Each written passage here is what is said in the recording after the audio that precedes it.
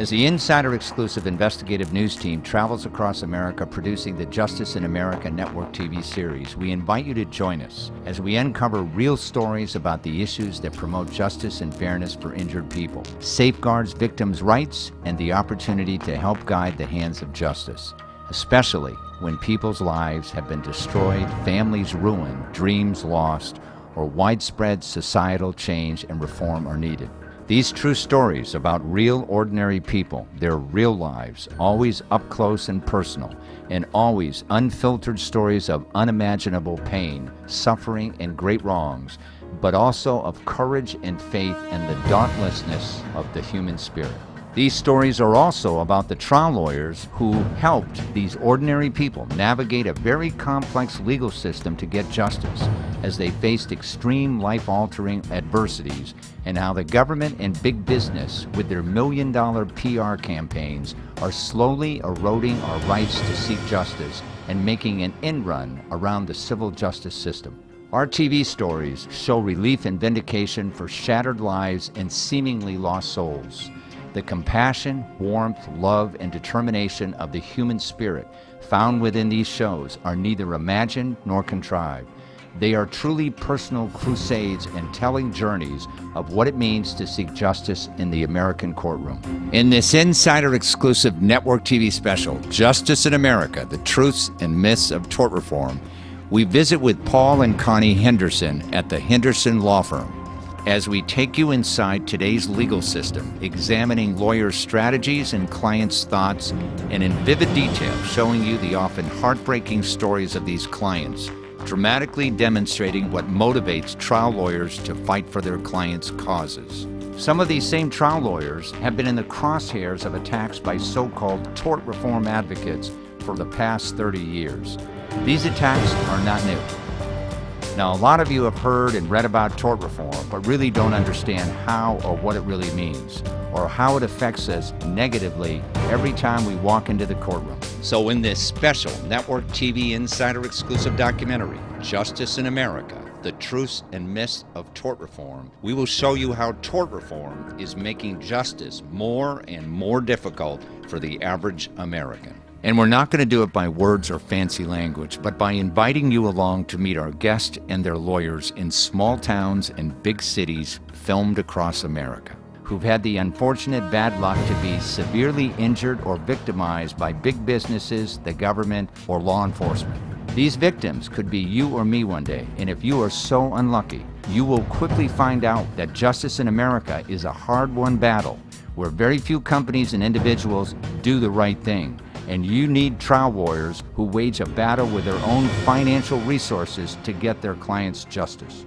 But before we get started, just for the record, let's define what the heck tort reform means in simple language. Tort is a legal term describing the system of compensation used by the courts to assign remedies, awards, and damages for harm done by one party to another, be it to their person, property, or other protected interest. Tort law defines what constitutes a legal injury and establishes liability. It's the civil court's answer to criminal law. Tort reform, then, is the political term for the controversial issue of reducing tort litigation, awards, damages, and/or compensation. Now, tort reform isn't one single idea or law. Instead, it's a group of ideas and laws designed to change the way our civil justice system works. While each tort reform law is different, they all share one or more of the following goals: to make it more difficult for injured people to file a lawsuit, to make it more difficult for injured people to obtain a jury trial, and to put limits on the amount of money injured people receive in a lawsuit. Keep in mind that throughout history, our civil justice system has kept Americans safe by allowing them a fair chance to receive justice when they are injured by the negligence of others, even when it means taking on the most powerful corporations. When corporations and their CEOs act irresponsibly by cutting corners on safety, producing unsafe products, polluting our environment, or swindling their employees and shareholders, the last resort to hold them accountable is in our courts. The legal system provides justice to those injured by deliberate misconduct and deters future misconduct by holding wrongdoers accountable. Here's just a quick review of a few Justice in America Network TV show segments of these real case stories of ordinary people, their real lives, and their trial lawyers who've helped these ordinary folks navigate a very complex legal system to get justice as they faced extreme life-altering adversities.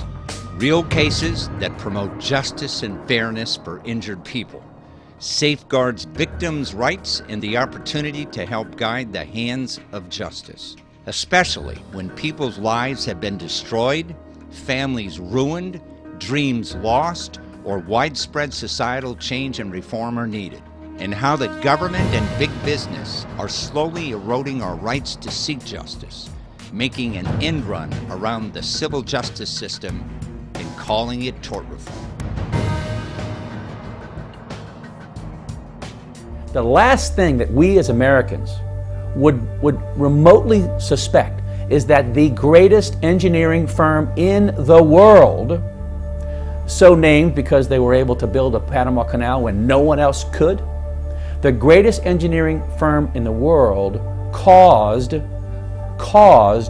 the flooding of this city. Not Hurricane Katrina, the United States Army Corps of Engineers.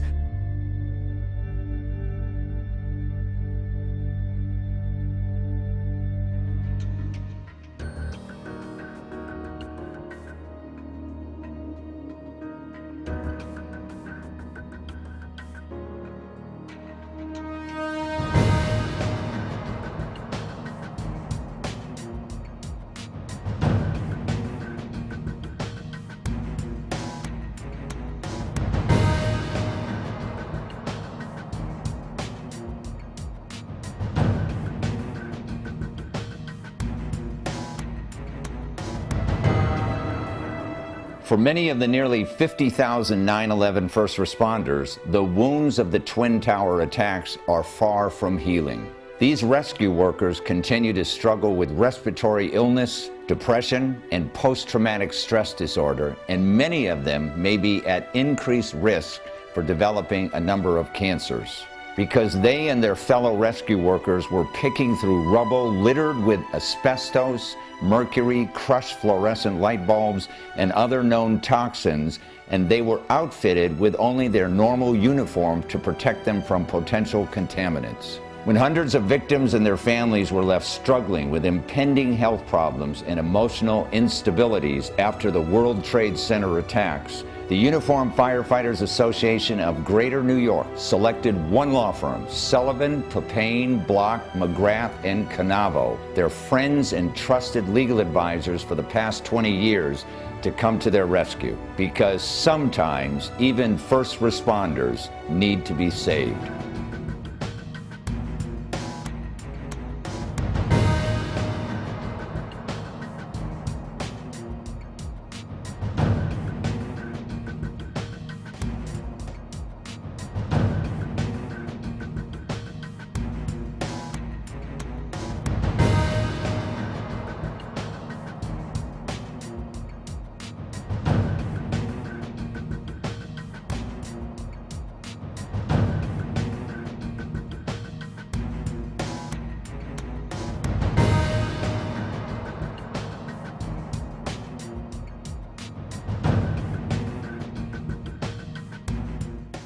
I was promised a better life.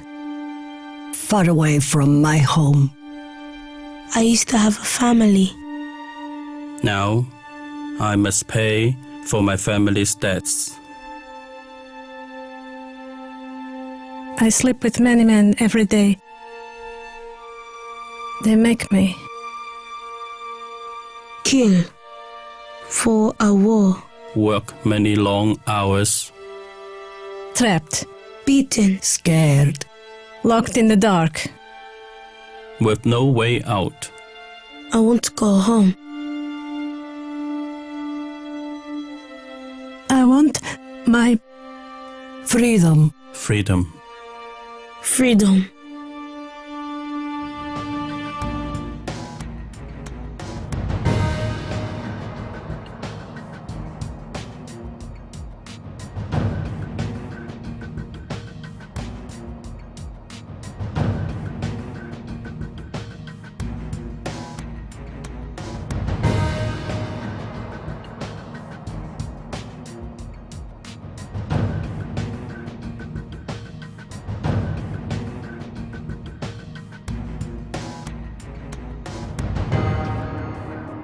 And because of one negligent moment, it has become a painful and needless tragedy.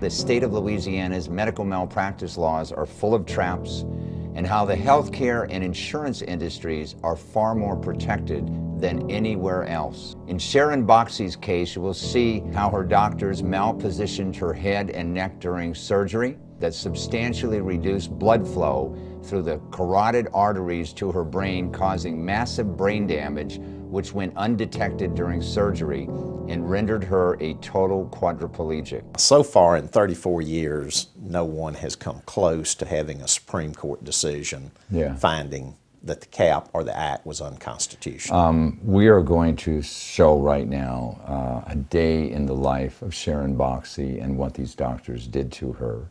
And you're quite familiar with this video that we have on the screen right now. Tell us a little bit about her daily activities. Well, her daily activities are markedly reduced. Her sister and her family have been incredibly supportive, caring for her and doing the physical therapy and the other steps that are necessary to keep her alive and functioning as well as she possibly could. But basically in the course of a day, because of her limitations, she can do virtually nothing other than watch TV, talk with people who come over, maybe read a little bit. But even read, I mean, she can't turn a page. She has no movement in her hands or arms or legs. Don mentioned to me, Sharon, that one of the reasons that you have so much drive and fortitude is you want to show others that the laws in the state of Louisiana aren't the best laws in the world concerning medical malpractice cases, right? That's correct.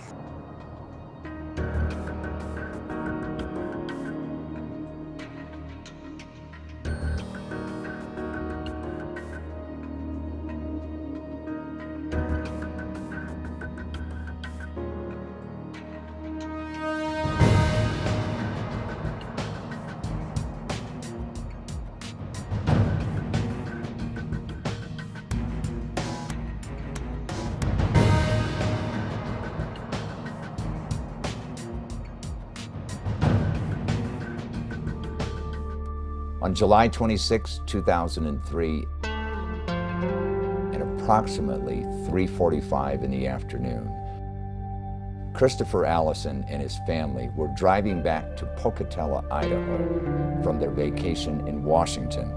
Suddenly and unexpectedly, their vehicle was struck by another driver from the rear, jackknifing their camper and overturning their Ford Expedition, crushing and killing Christopher and injuring the rest of the Allison family.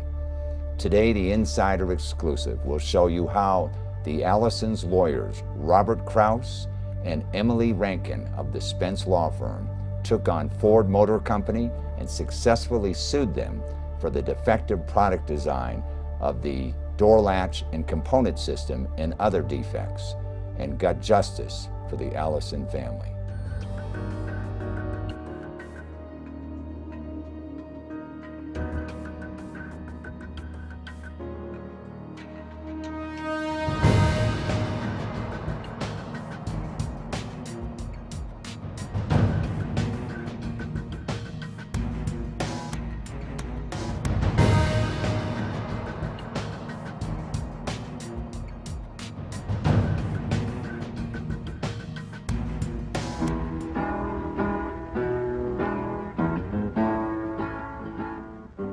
My name's Jeffrey Scott Hornoff, and I'm a police officer.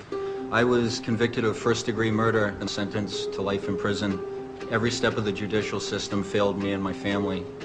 And if not for the guilt and remorse of the true killer, I'd still be in prison. She died, I killed her. Why would you not want to ensure that California stops putting innocent people in prison? It's a very good question. I was locked up when I was 20 years old, just turned 20 years old. I'm 42 now, so I've been in a little over 22 years. It was hard for my father to explain to me. I got convicted of raping somebody, but Daddy didn't do it.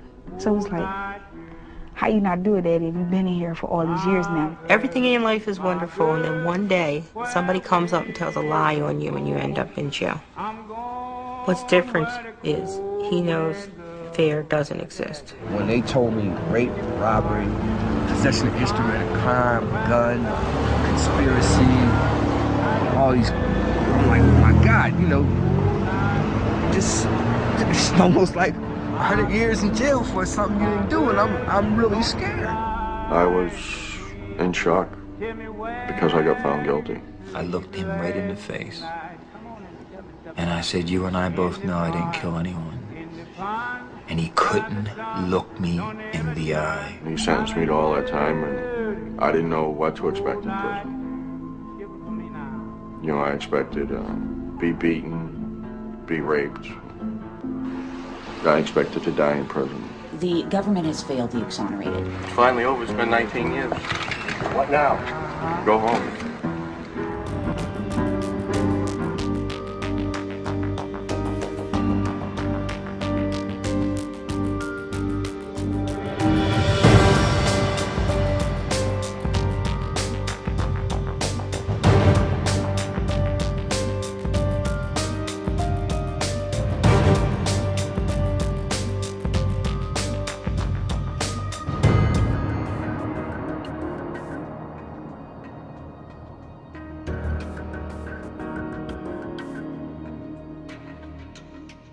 Dr. William J. Irwin failed to comply with the appropriate standard of care for an OB/GYN in the year 2007.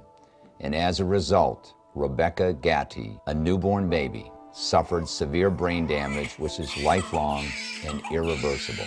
Those brutally frank words were how the Louisiana Medical Review Board explained to Ryan and Susan Gatti, the parents of their new baby girl Rebecca, why Rebecca had suffered irreversible brain damage due to the incompetence of Dr. Irwin, and now will require round-the-clock care for the rest of her life with no chance whatsoever for improvement.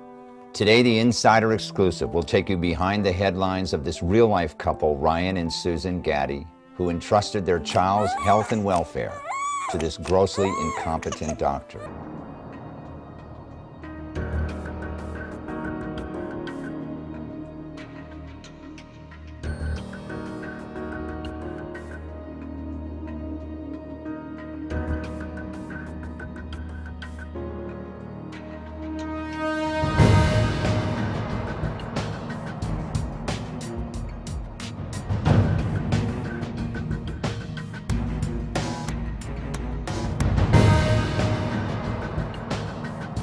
The following is a TV commercial for American Family Insurance. Since the dawn of time, people have needed people. The personal connection, the shoulder to lean on. That is our role. To deliver more than just a policy on a piece of paper. To deliver peace of mind. Because we are family. American family. And like family, we grow stronger each day with the constant promise to always be fair, helpful, and caring. Doing whatever we can to make things easier, striving to keep our promises. This is what we do for our clients. We get to know them like family, because that's who we are. American Family Insurance.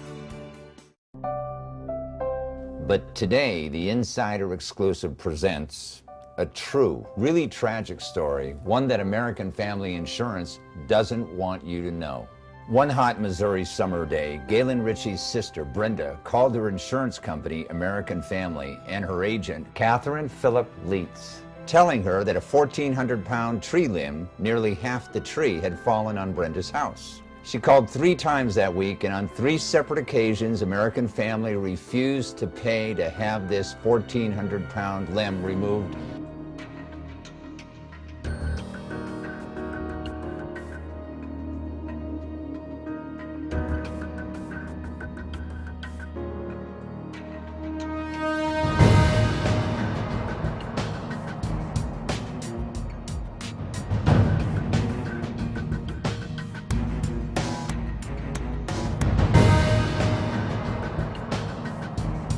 If you don't care about people, you couldn't do this job.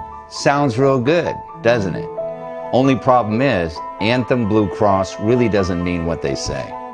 Ask Bob Daringer, widow of Esther Daringer. 49-year-old Esther beat breast cancer until it metastasized to her brain. Ohio State University physician Dr. Herbert Newton, her physician, had successfully treated cancer like Esther's through intra-arterial chemotherapy. Her husband's health insurer, Anthem Blue Cross, paid for 3 of the 12 scheduled treatments. Bob and Esther first learned that the 4th treatment was being denied the day before it was given. The insurance company had approved the first 3 of the 12 treatments, but then refused further payment, declaring the procedure experimental.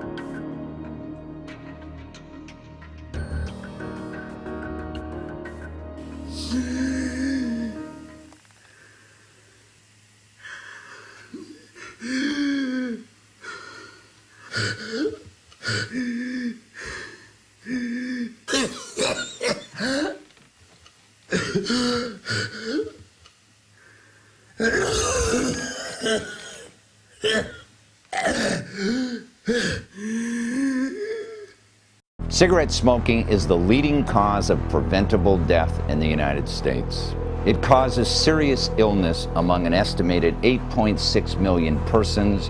It costs $167 billion in annual health-related losses, and it kills approximately 438,000 people each year. Worldwide, smoking kills nearly 5 million people annually.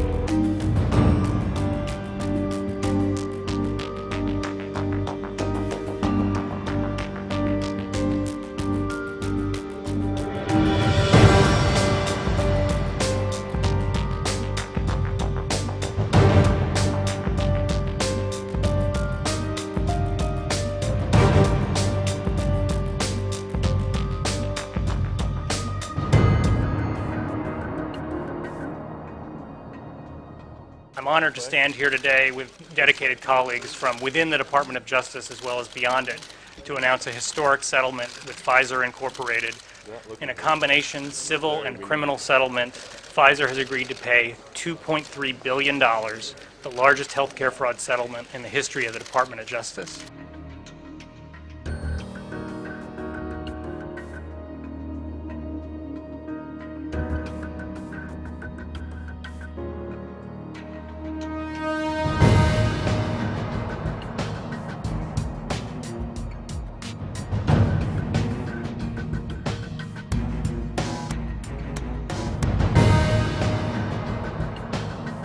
You now know that exposure to asbestos products caused this. Yes. Not only in the Navy, but also working as a custodian at the school. Yes. You're on national TV now. What do you have to say to the manufacturers that created these products?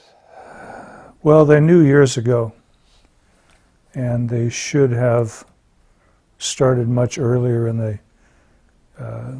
the process of eliminating the asbestos from all their products. They chose not to, you know that. They chose not to. Most of the major companies, some that were litigated against, filed bankruptcy and then turned around and regrouped, and they were doing the exact same thing. They're going strong. Using the same products. Yeah, they have a total disregard for human life, don't they? They do.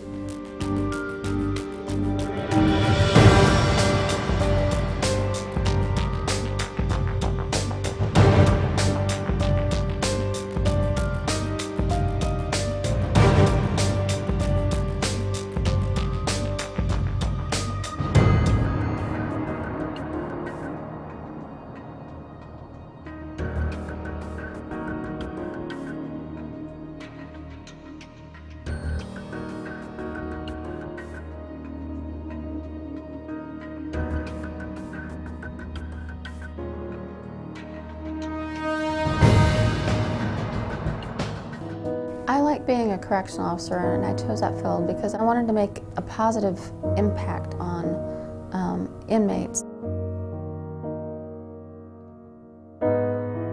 I view my prognosis as good. I keep responding to treatment, and I was just talking to my sister yesterday because there's times where you get down and you think, oh, you know, you just want to give up.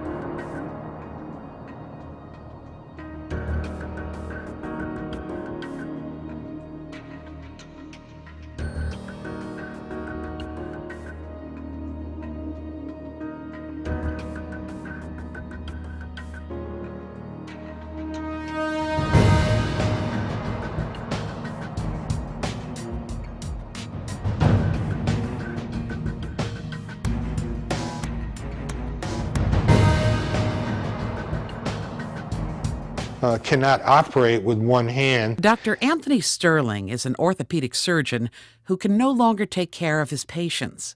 He's been disabled ever since 1998 when he had surgery to remove a bone spur pressing on his spinal cord. The surgery did not turn out well. The worst thing that could happen to a surgeon happened to Dr. Sterling. During the surgery, he suffered a terrible injury that rendered his left arm completely paralyzed, and it remains paralyzed to this day, trapped in an ugly brace.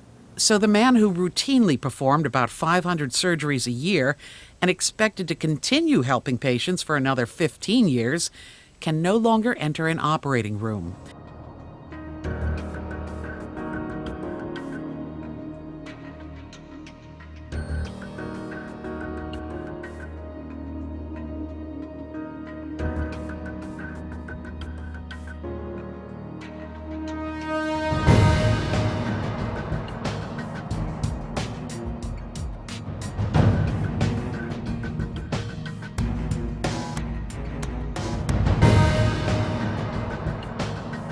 Across the U.S., people are rising up against fracking for natural gas. A deadly threat to our homes and our lives is looming on the horizon. It is a new technique of gas oil extraction. It is known by various names. For example,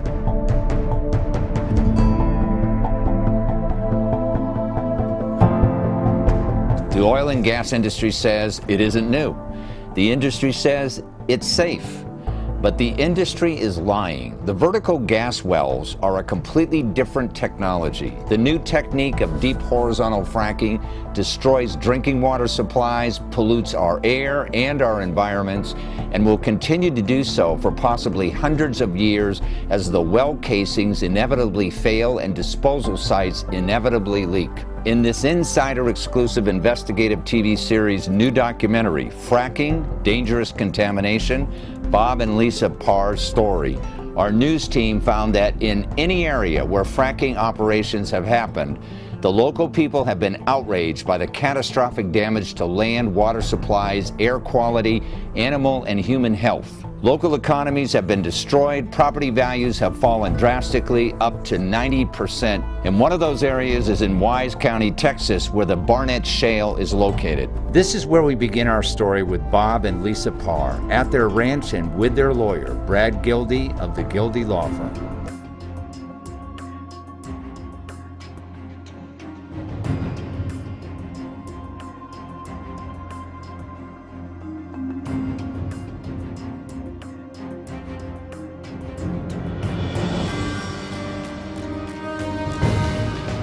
It into the stands, leaving only enough time, 3 seconds, for Clay Rush to possibly kick the game winner. Rush has made field goals of 20 and 26 yards, missed from 41. This one will be from 20 yards to win the Arena Bowl.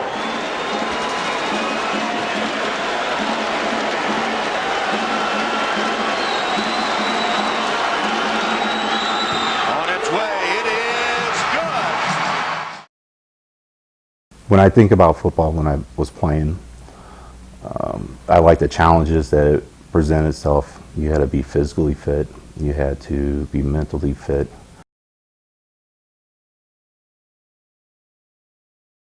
What's unique about arena football, I miss the fans. It's a close-knit group. We consider us as a family.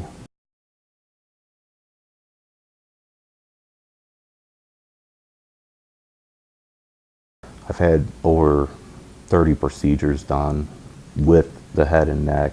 I've been on 90 different medications. I don't know what it's like not to have a headache.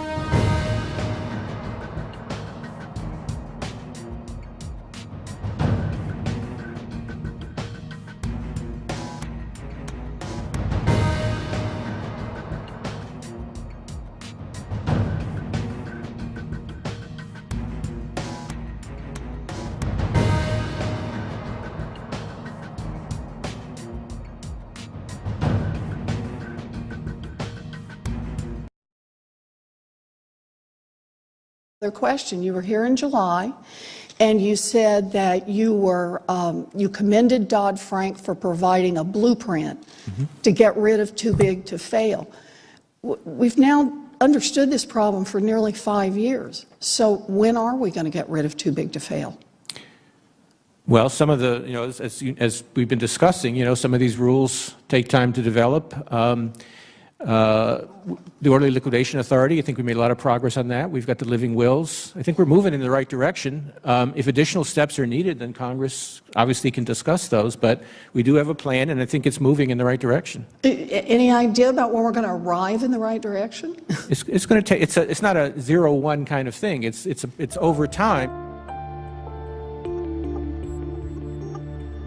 The concern that you have raised is one that I frankly share. And I'm not talking about HSBC now, because that maybe that not be appropriate. But I am concerned that the size of some of these institutions becomes so large that it does become difficult for us to prosecute them when we are hit with indications that if you do prosecute, if you do bring a criminal charge, it will have a negative impact on the national economy, perhaps even the world economy. And I think that is a function of the fact that some of these institutions have become too large. Tell me a little bit about the last few times you've taken the biggest financial institutions on Wall Street all the way to a trial. Anybody? I appreciate that you say you don't have to bring them to trial. My question is, when did you bring them to trial? we have not had to do it as a practical matter to achieve our supervisory goals. Can you identify when you last took the Wall Street banks to trial? I will have to get back to you with the specific information.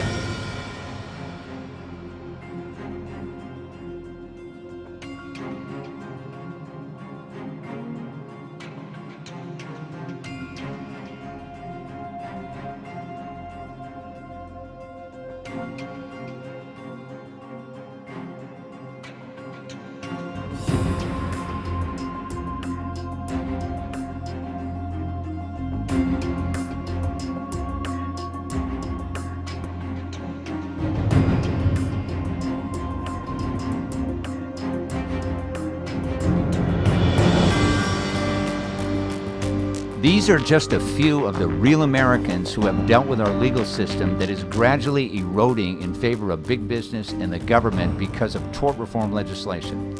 And this is why we all need to protect a legal system that is designed to protect us, and not one that protects corporate business or the government over the common everyday American.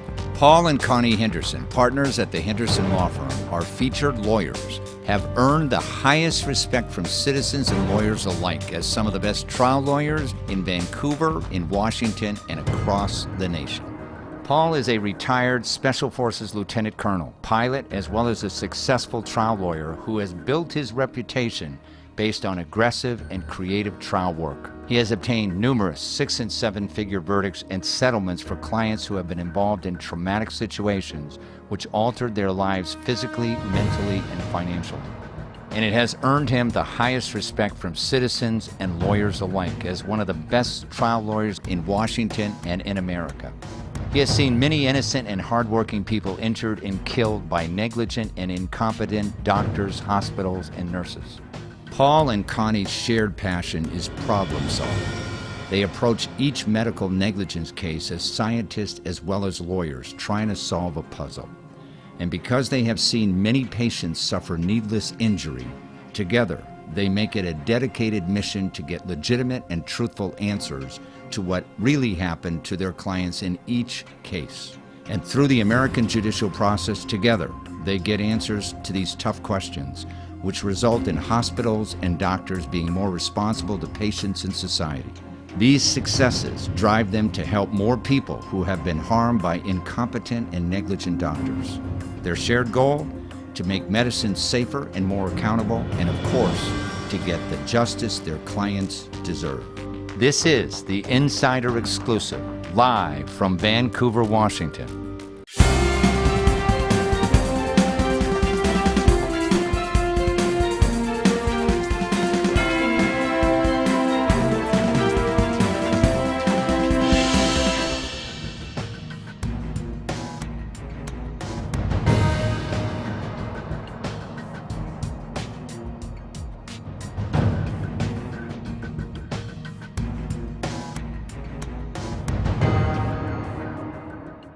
It's my great pleasure to introduce Paul and Connie Henderson to the show. Welcome to the show. Thank you. Thanks.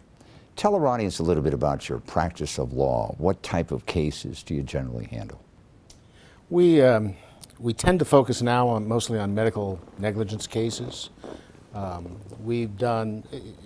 focus is on injury cases, people who are injured or killed as a result of negligence or some other misconduct. Mm-hmm. We've done everything from electrocution cases to motorcycle to aviation cases, but over the past few years it's really focused primarily on medical negligence.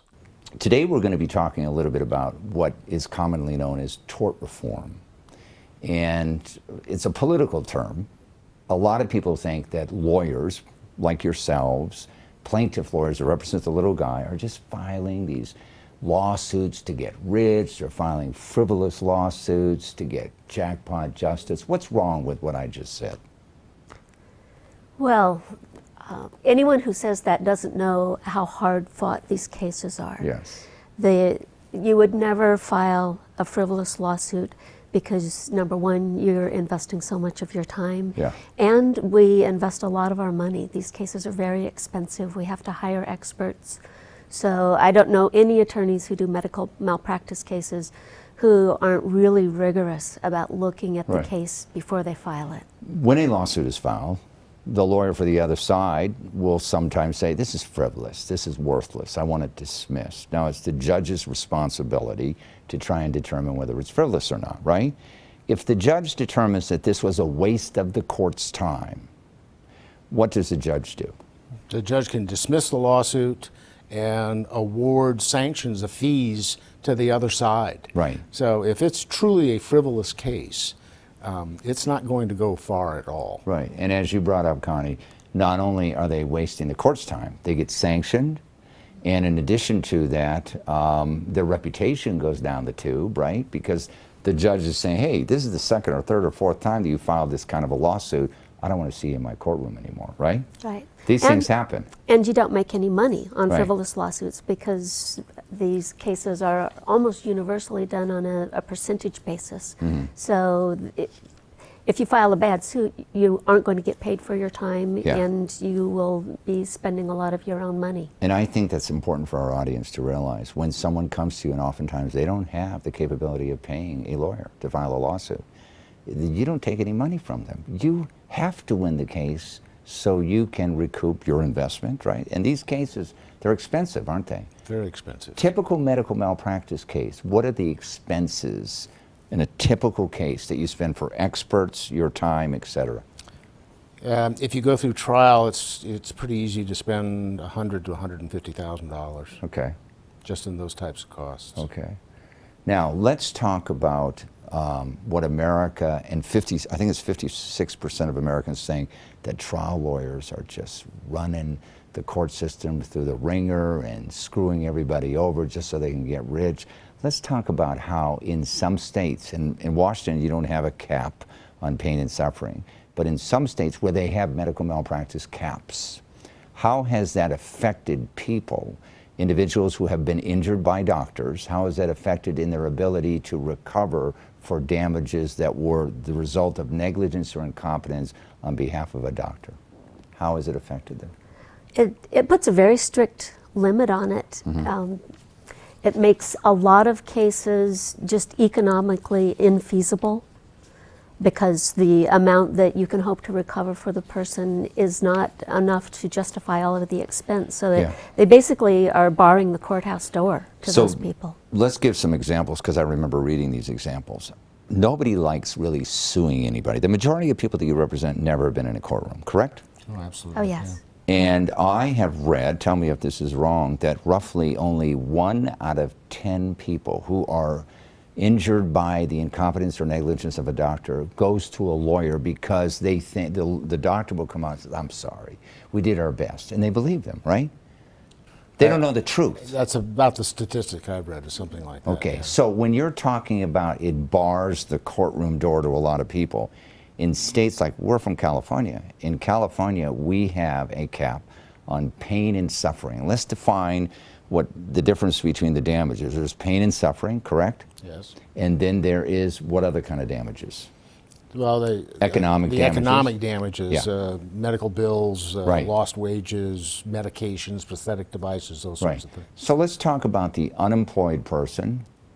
Let's talk about the student. Let's talk about the elderly person who generally does not have a job, right?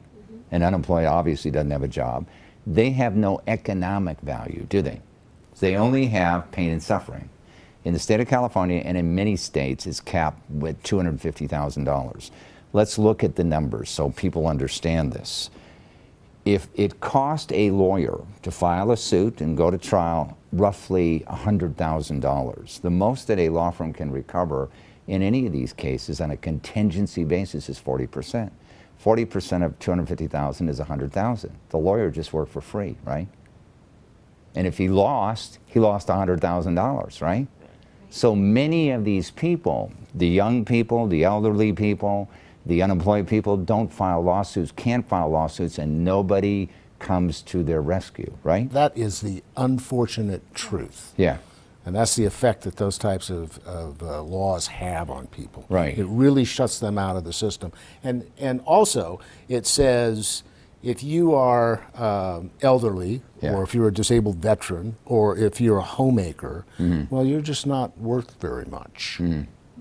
because you don't have some economic contribution that you're making that we can compensate on that. Right. So we're going to shut you out of the system too. Mm-hmm. It basically says that the quality of your life has no value. Mm-hmm. How can we change this? How do we educate people to show, and the only people who really ever learn this are the victims, right? When your mother dies and she didn't have a job and you can't hire, no lawyer's going to take your case. No lawyer's going to take the case because they're working for free. How do we change this? You know, in the state of California, we are looking at a kind of a referendum where Jerry Brown, who was governor, I think, in 1976, passed or signed into law this, I forgot what it's called, the medical cap reform bill. And the bottom line, it was set at $250,000, which I think has been kind of the bar for every other state around the country. They looked at California. Today, that $250,000 is probably the equivalent of $1.2 million, the same amount of money. How do we get this changed? How do we get laws passed or educate people so they encourage legislators to change the law? How do we do that? I think you hit it right. It's an educational process because people don't understand. And one of the reasons why is because we've allowed the focus of the debate to be on the cost of insurance. Yeah. And when we have somewhere between 98,000 or 210,000 people a year who die from medical negligence, the debate should be focused on that. How do we improve that so that these people aren't dying? Instead of how do we cut insurance rates for doctors? That's what it is. I've used the analogy before of the airline industry. The amount of people killed by medical negligence is the same as crashing a jumbo jet every day and killing everybody on board. Right. Now, if that was happening every day, our focus would not be on how can we give immunity to the airline industry? How can we cut insurance rates for airplane manufacturers? We'd be focused on how can we make flying safer?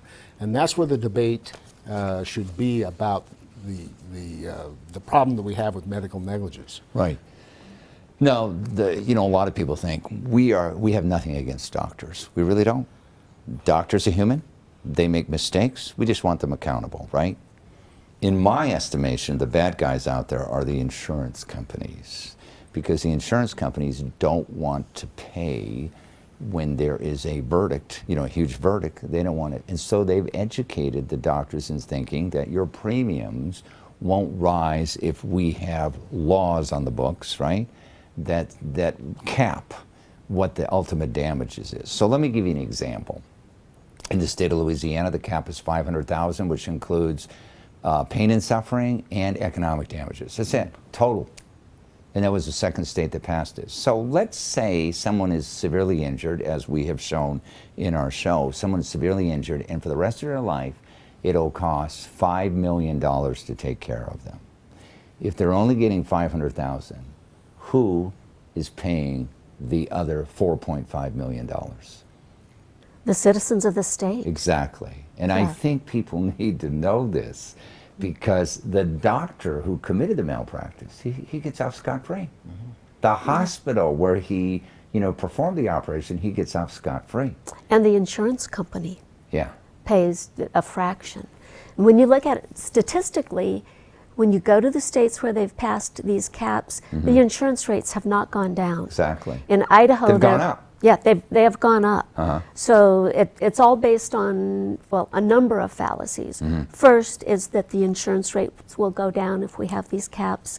That does not happen. They continue to raise the rates. The second fallacy is that there are all of these frivolous lawsuits, or an explosion. And when you look at the statistics on that, the national state courts, only 3% of civil lawsuits are injury cases. Or 6% are injury cases, 3% of those are medical malpractice cases. So small percentage. A very small percentage. Right. And insurance companies would have us believe that it's because of trial lawyers like yourself driving premiums to the roof. You bring up in the state of Idaho and the state of Texas, every state where there are caps, the insurance rates, this is a fact, have risen more than in states where there are no caps. So it kind of, if I was a doctor, I would say to myself, and I think in California there was a big lawsuit on this, doctors said to the insurance companies, you told us that our insurance rates would go down if caps were put in place, and actually raised our rates. I think there was a lawsuit against the insurance company and they paid like $35 million. But a lot of people don't know about this. Why do we need medical malpractice lawsuits anyway? Just so that someone is held accountable. When a mistake is made, if you and I are driving and we run through a stop sign and hurt someone, we have to be responsible for the injuries. Yeah. That should be no different with medical errors.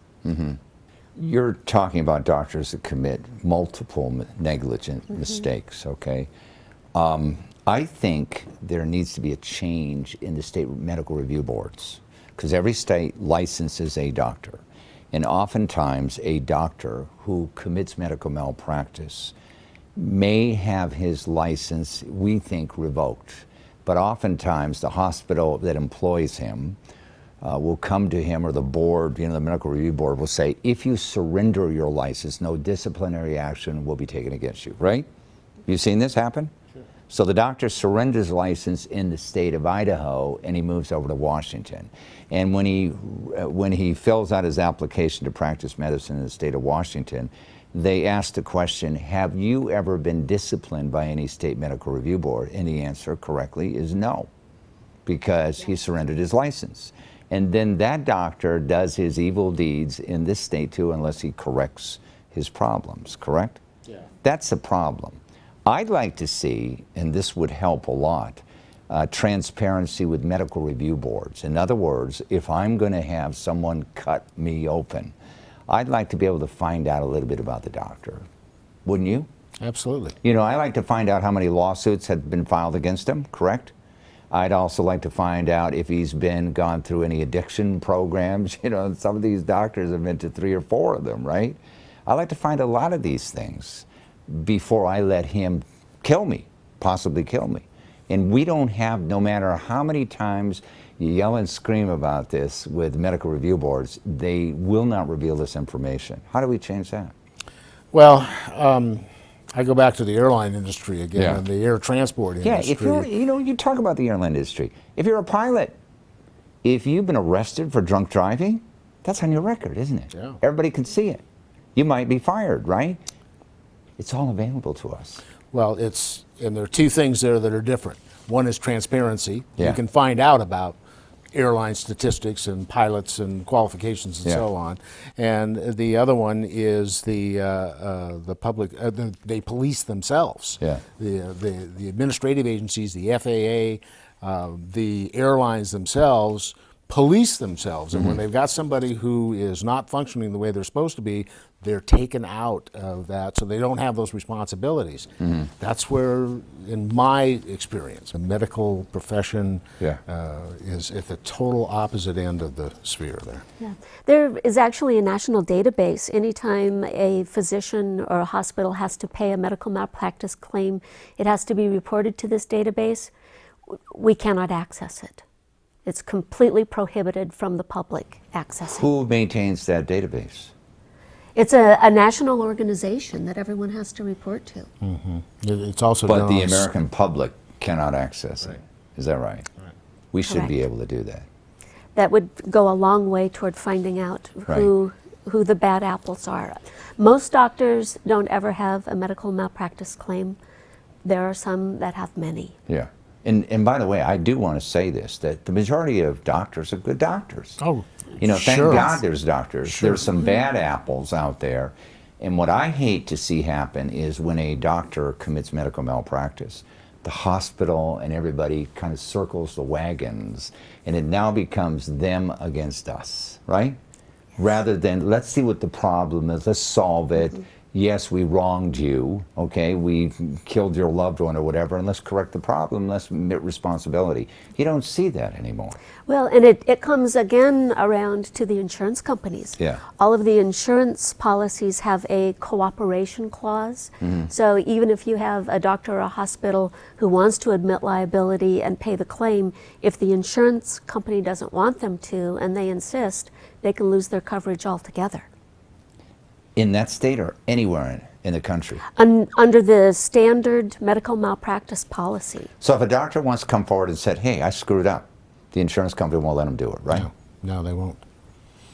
And our experience is they will defend the most obvious cases, the most egregious cases. They will come in and delay, deny, distort the facts and say no, no, no, no, no. Try to outspend you, try to get you to just get tired and walk away. Right.